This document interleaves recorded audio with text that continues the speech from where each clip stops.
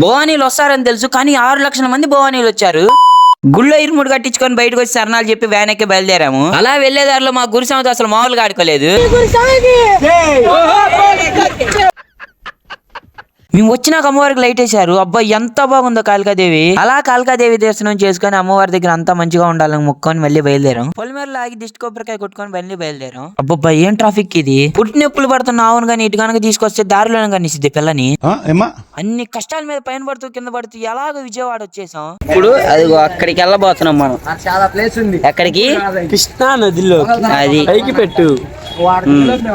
ఇప్పుడు మనకి పెట్టు. అది వెలుతురులో బాగా కనబడుతున్నాం. ఒక్క వీడియోలో కూడా నన్ను చూపిలేదని మా తమ్ముడు బావని అయితే అలిగాడు. ఎవరిని? పెద్ద సమస్య వచ్చి పడింది. దీని ఫుల్ వీడియో మన ఛానల్ ఆల్రెడీ అప్లోడ్ చేశారు. లేకపోతే కింద ఉన్న లింక్ ని నొక్కి ఇప్పుడే చూసేయండి. లైక్ అండ్ సబ్స్క్రైబ్ చేసుకొని వెళ్ళొచ్చు కదా.